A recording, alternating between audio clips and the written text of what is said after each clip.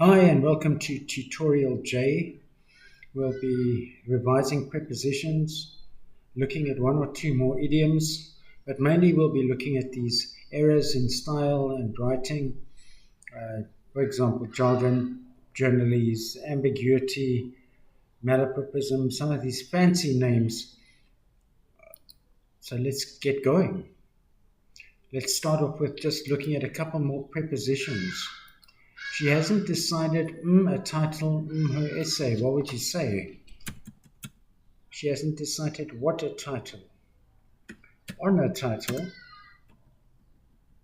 three letters here. What are the three letters? She hasn't decided on a title for her essay yet. Were you successful getting a loan? Were you successful in getting a loan? I am very grateful, all of my friends, to all of my friends. House music is popular among teenagers.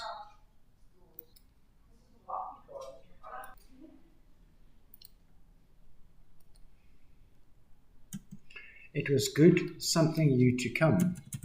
It was good of you to come. Dogs are faithful to their masters. I am suspicious of his actions. Couple more prepositions. His words were accompanied something, suitable gestures. Accompanied by suitable gestures. Adept means good at something. The magician is adept something, all kinds of tricks. Adept at all kinds of tricks. Can you accommodate me with a room for the night? The teacher inspired her students with a love for language. And what two-letter word goes in here? Falling in love, something first sight. Falling in love at first sight is exciting. So we have a couple idioms also to add on. These are not idioms we've done before, most of them anyway. I think all of them. To be a wet what is to be a spoiled sport. It's to be a wet BL. To be a wet blanket is to be a spoiled sport. This idiom means doing things the wrong way around. To put the horse before the cart. To put the cart before the horse. To put the cart before the horse.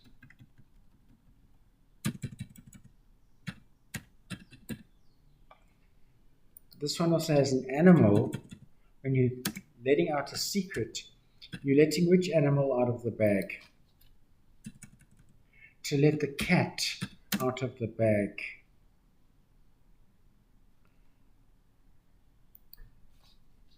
I think I actually wanted something else here.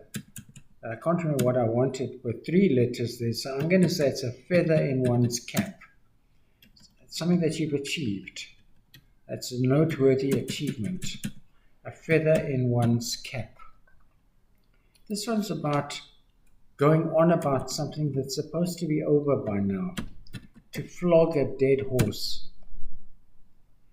This one's about making a big deal out of something that's very small.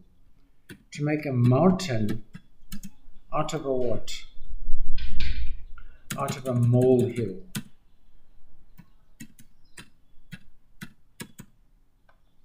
This one's about being suspicious about something, and that's to smell a rat. This one's about showing someone that you're not really interested in what they have to say, and you don't really want to have anything to do with them. You're giving them the cold shoulder. This one's about telling everyone how marvelous you are. To blow one's own, which musical instrument? To blow one's own trumpet. Before we get on with our errors in style, Almost our last part of speech, the last one we looked at was adverbs. These are conjunctions, joining words. They connect parts of a sentence. Common conjunctions are and, because, but, for, however, since, until, and yet. He was wearing a raincoat because a storm was imminent. We've got two sentences here. Mary paid the baker. Another sentence, she put the bread in her basket. And we've joined the two sentences with the conjunction and. Here we've got the sentences, we sat on the beach, the sun began to set, and we've joined them with the conjunction as. Fancy word for certain conjunction is coordinating conjunctions that join two main clauses of equal status. He's eating, she's dancing, we join them with the conjunction and. I said nothing because there's nothing more to say. I have family commitments, plus I'm very busy on Sundays. Both sides of the sentence are equally important. And there might be a she left out of here. She picked up the violin and she began to play, but we've just left out the she. These are coordinating conjunctions. There's also such a thing as subordinating conjunctions, which introduce less important clauses. The town is quiet after that has happened. We were in tears when that happened. We went home when that happened. She wanted to see Cassie before that happened. You've grown taller since that. I'll wait here until that. I listen to the radio while I do that. When the noise died down, we left the bus. These are subordinating conjunctions. But let's leave conjunctions there and let's get on to our biggest section for the day, errors in style and language. Quite a lot of these to go. Jargon. These fancy words like hypertension, sonata, these are specialized terms used by specialized jobs. Medical jargon. He's suffering from a myocardial infarction. Musical jargon. Do you perform a cappella or unaccompanied? Architectural jargon. The cathedral has flying buttresses. Non-architects may not understand these terms, but architects will understand them. That's pretty much the first one, jargon. The second one, ambiguity. A sentence is ambiguous if it has more than one possible meaning. For example, I saw the lady who tames wild baboons in the middle of Johannesburg. Did I see her in the middle of Johannesburg? Or is that where she tames wild baboons? It's not clear. She broke her one leg playing soccer. Did she break one of her legs playing soccer? Or did she only have one leg and she broke that one leg while she was playing soccer? There was a large jelly for the birthday girl with cherries on the top. Were the cherries on the top of the jelly? Or were the cherries by any chance on top of the birthday girl? She likes him more than you. Does she like him more than you like him? Or does she like him more than she likes you? It's not clear. You often find a leopard here and one carries a gun. This sounds almost like a leopard is carrying a gun. So these sentences are ambiguous. They have more than one possible meaning. If she wishes to learn to drive, do not stand in her way. Don't stop her from learning to drive, but do they also mean, or did they mean, don't stand in the way of the car? The coach accused the player of incompetence in the dressing room after the match. I guess they're trying to say in the dressing room he accused the player of incompetence. But this might mean that the player was incompetent in the dressing room. What was he unable to do? Put his socks on. This one's trying to say, it appears, police stated, that most juvenile delinquents are boys. It sounds like it might be implying that some juvenile delinquents appear to be boys but are actually girls. It's not clear. The chicken was ready to eat. Is the lunch of roast chicken ready to be served? Or is the chicken himself hungry And should he be served his lunch? Mixed metaphor.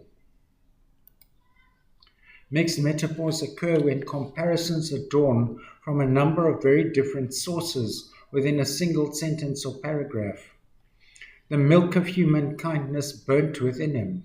But this metaphor comparing human kindness to milk, and then a metaphor about a fire. I mean, milk doesn't burn, so this is confusing. I have something in my mind that I want to get off my chest. Don't mix up mind and chest. She's an open book with no skeletons in the closet. We're mixing up books and closets. So to fix up a mixed metaphor, make them both about the same thing. There's something I'd like to get off my mind. Here's another one. We must take the bull by the horns and leave no stone unturned. Two different metaphors. The next one, colloquialism. It's a bit like slang, maybe a bit less informal than slang. A word or phrase that's not formal or literary. Let's hang out instead of let's meet for lunch. That's a colloquialism. Malapropism is the next one. Such a fancy word. The mistaken use of a word in place of a similar sounding one, often with an amusing effect. For example, dance a flamingo instead of a flamenco. See if you can spot the malapropisms. I'll correct them. Comparisons are odorous. Odorous means they have a smell. They meant odious or bad. Her husband didn't go to a constipation camp. Constipation is not being able to go to the toilet. He went to a concentration camp. And if you haven't paid your money, you haven't fallen into errors. You've fallen into arrears. We don't refrain from smoking.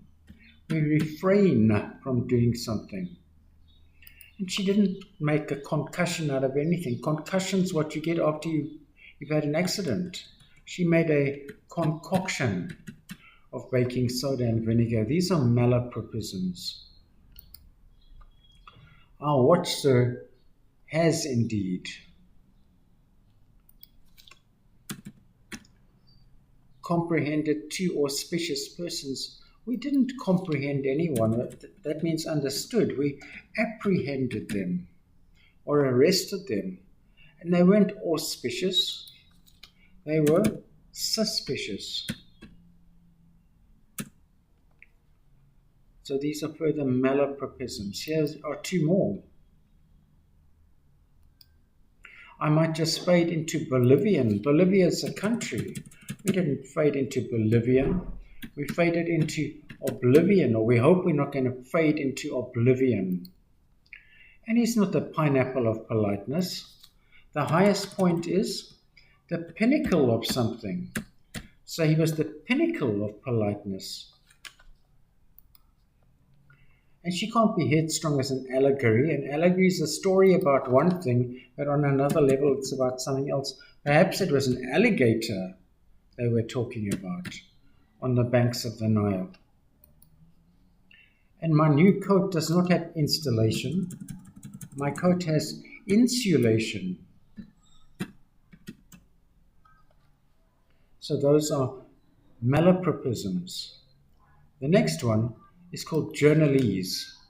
It's kind of exaggerated writing you find in newspapers or in journalism, hackneyed or sensational. It's overdoing things, over-exaggerating. Costs don't just rise, they're skyrocketing. And rivers don't just flood, they're rampaging. Those are examples of journalese. Generalization. Taking one or two examples of something and making it a general rule. To say people prefer sweet tastes, it's too general. People is a very big idea. Chinese people love rice. We can't speak on behalf of all Chinese people. Everybody loves air travel. That's too big. It's too general. Red-haired women are fun. I'm sure they're not all fun. Friends are always loyal. Always is a big word. Dutch people are so friendly. That's a whole nation. So it's a generalization to say Dutch people are this or Italian people are that. Most of those to come now have to do with using too many words. Tautology, saying the same thing over in different words. A poor little fatherless orphan. An orphan has no parents. So delete this fatherless. We left in the afternoon at that time. 1400 hours means in the afternoon, so take this out. Delete. We left at 1400. Let's take out that fatherless. He's a poor little orphan, or just he's an orphan. They both feared each other. They've got to each other, so let's take out the both. Those are examples of tautology.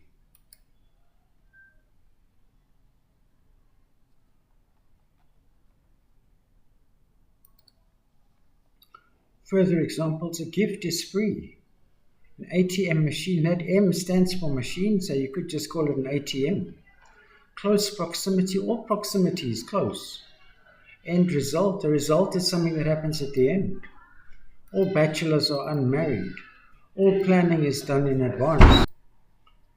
To me, this is a truism. He's either guilty or not guilty. Isn't that obvious? I heard it with my own ears, but it's perhaps enough to say I heard it. So let's just leave out the with my own ears. Those are all examples of tautology. Redundancy, a similar sort of thing. Information that's expressed more than once, such as past history. All history is in the past. Collaborate means work together, so just collaborate. Each and every, just leave out the and every. It means the same as each.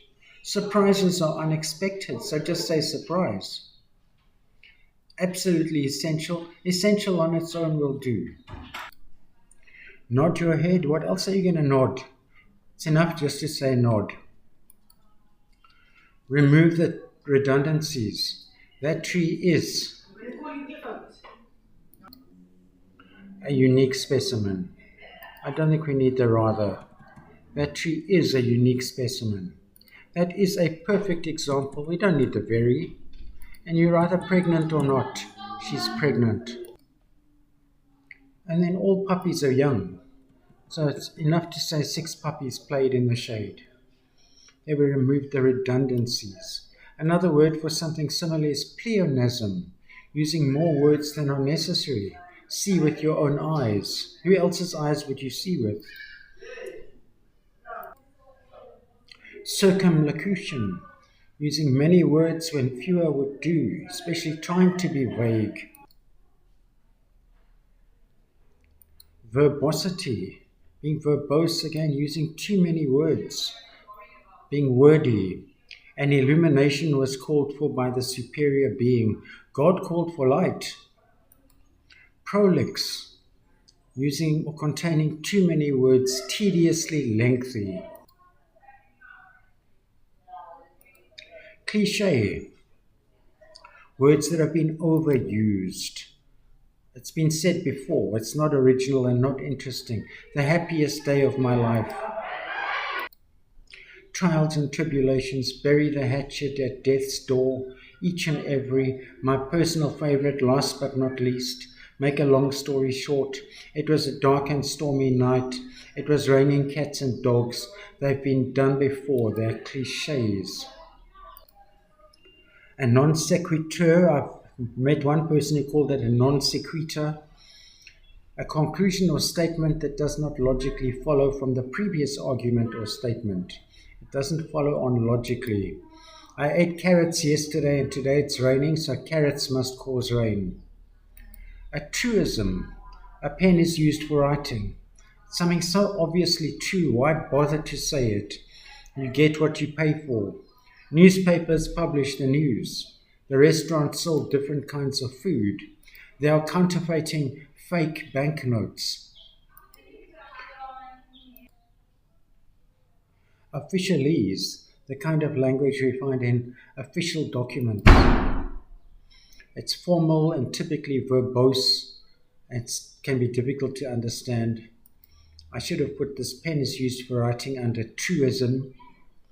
And this exercise is asking us to remove the tautologies. She had to change her thinking. All thinking is mental. The prisoner escaped on foot. We can surely leave out by running away.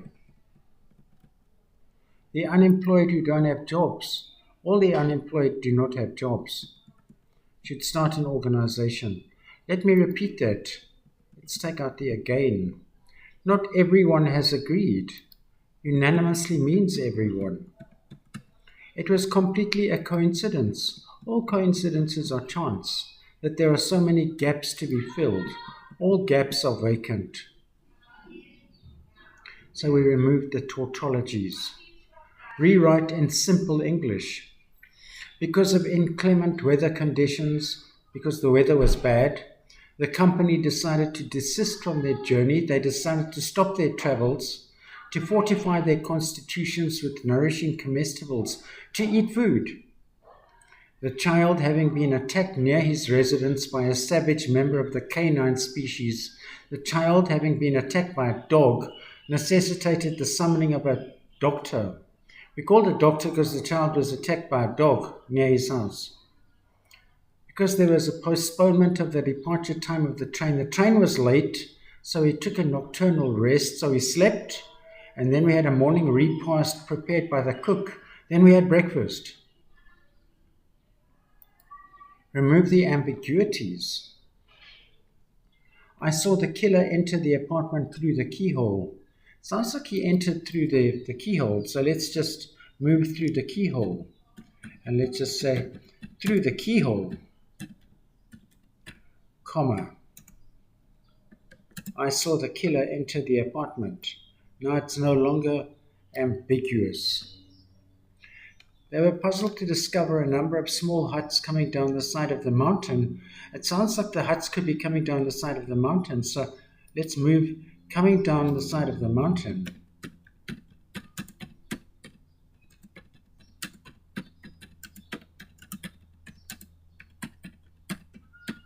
Comma. They were puzzled to discover a number of small huts. It's now no longer ambiguous. For sale, suburban townhouse with 2 bedrooms, 1 bathroom and guest toilet, at present occupied by owner. It sounds like the owner is sitting in the toilet. So why don't we just take at present occupied by owner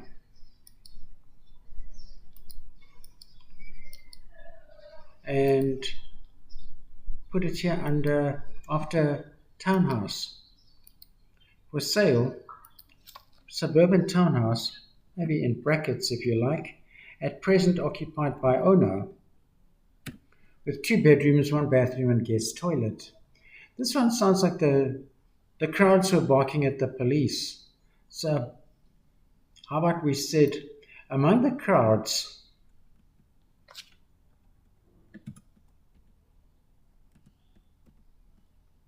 was a bulldog.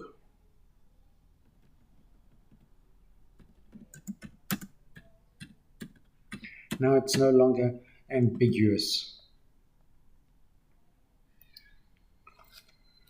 Each of these is a euphemism, cliche, truism, redundancy, or slang. Put to sleep. What was it really? Euthanasia. The dog was given a lethal injection, so that's euphemism. Putting it politely, put to sleep. They went to the party just for kicks. That's relaxed language, so that's slang.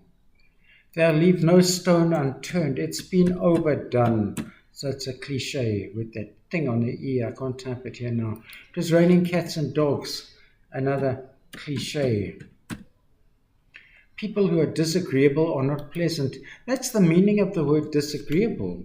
So therefore it's truism. The cake was divided equally into 3 slices. Let's take out of the same size each. So this one's going to be redundancy.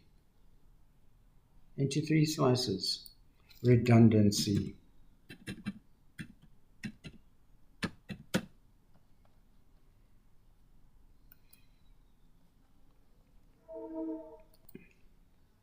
Last time we looked at some opening lines, some exciting ideas for opening lines. Here are some more.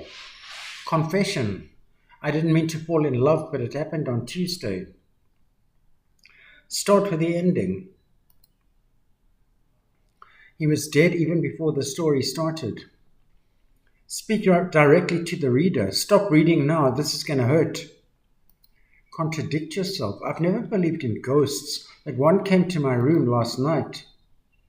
Start with dialogue. You're going to regret this, she said, and she was right. Create mystery. There was blood on the letter, but no signature. Start with regret. If I had just one more chance, I'd probably still mess it up. Drop a shocking fact. We all lie to ourselves 100 times a day. Let's see if you can think up your own interesting opening for a piece of writing on one of these topics. Why influencers, I guess that's social media influencers, deserve diplomatic immunity. The secret formula behind every viral dance. That could be quite funny. A chain is no stronger than its weakest link. What can't be cured must be endured, not ensured. The absurdity of corporate culture. Corporations, what's crazy about them? The farce of baby showers. So this piece of writing is going to poke fun at baby showers. Do not count your chickens until they are hatched. Don't assume anything until it's finished. Or you can choose this picture. But let's look at the topics again. Influencers deserving diplomatic immunity. Viral dances, the secret formula.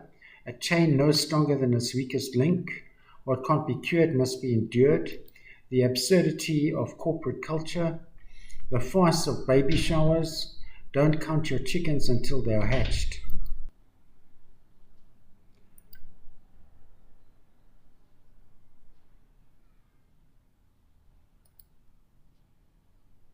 Or the picture. Vocabulary quiz.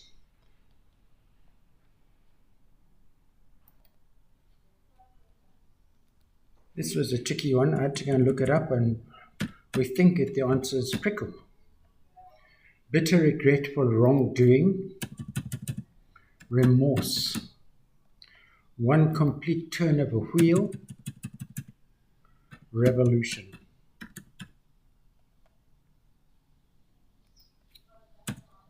A partner in crime. Starting ACC. An accomplice. A miserly person.